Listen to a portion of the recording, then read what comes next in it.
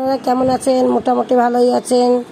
আমি একটা নতুন ভিডিও নিয়ে আবার চলে এসেছি আপনাদের কাছে। আপনারা দেখুন, এটা হলো কলকাতায় যাইয়ে একটা রাজবাড়ি। সেই রাজবাড়িতে এখন মানে একটা গণেশ মন্দির হয়েছে। তাই আপনাদের সেই মন্দিরটাকে আমি দেখাতে চাচ্ছি ধীরে ধীরে। আপনারা দেখতে তাহলে থাকুন। মন্দিরটা ভালো লাগলে লাইক, শেয়ার, সাবস্ক্রাইব করে দেবেন। তাই আমরা আস্তে আস্তে মন্দিরের দ্বার দিয়ে প্রবেশ করছি। আপনারা দেখতে তাহলে থাকুন। তাই চারিদিকের মনোরম পরিবেশটা আমি দেখাচ্ছি। তাই মন্দিরটা দিয়ে আমি মন্দিরটার পরে যাব। আপনারা দেখতে তাহলে থাকুন। মন্দিরটা দেখতে দেখতে আমরা যাচ্ছি। তাই আপনারা দেখুন, এটা হলো হনুমান মন্দির রাজবাড়ি। আগে রাজারা থাকতো, এখন কোনো রাজারা থাকে না। এখন এটা মন্দির, পতিত মন্দির হয়ে গেছে। তাই এটা হনুমান, ভিতরে হনুমান আছে, আর যাইয়ে ভিতরে গণেশ আর হনুমান। তাই আমরা ঢুকবো। মন্দিরটার ভিতরটার খুবই সুন্দর। তাই আমরা গেট দিয়ে ঢুকছি। এখন গেট দিয়ে ঢুকতে দেখতে আপনাদের দেখাচ্ছি পুরো ভিডিওটা, বাইরের থেকে পুরো ভিতর পর্যন্ত দেখাচ্ছি। ব্যাস, আমরা মন্দিরের কাছে পৌঁছে গেছি। দেখুন ঝাড়বাতিটা কতই সুন্দর লাগছে। সামনে একটা ঘন্টা আছে। তাই আমরা ঘন্টাটা বাজাবো।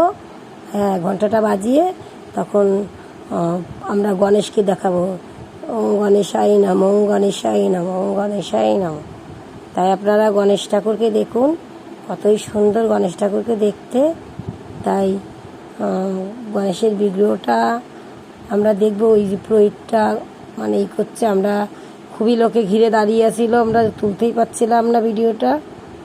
তা ভয়ও করছিল যে ভিডিও করতে দেবে কি দেবে না। তাই আমরা পরে গণেশ ঠাকুরকে দেখুন, গণেশ ঠাকুর ঘোড়ার উপরে আবাহন করে রয়েছে। তাই গণেশ ঠাকুরের মূর্তি দেখুন আপনারা। তাই আমি পাশে দেখুন, এটা গণেশ ঠাকুর। এই পুরোহিত এই মন্দিরে পুজো করে। তাই এত সুন্দর, মানে খুবই ভালো লাগছে। পুজো দিচ্ছে, যদি কেউ পুজো দিতে চায় আমরা তাই পুজো দিতে, আমরা তো জানি না। এটা ঝাড়বাতিটা দেখুন কতই সুন্দর। তাই আমরা ঘুরে ঘুরে এই দেখুন, আমাকে একটু দেখাচ্ছি যে আপনারা দেখুন।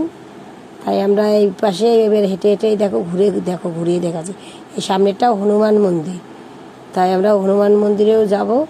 সামনে সোজাসুজি ঠিক গণেশের সোজাসুজি দেখুন ঝাড়বাতিটা আবার কত সুন্দর। দেখুন গণেশটাকে আমি আবার একটু কাছ থেকে দেখানোর চেষ্টা করছি আপনাদের, যে গণেশটাকে কত সুন্দর দেখাচ্ছে। দেখো, হেভি লাগছে গণেশটাকে।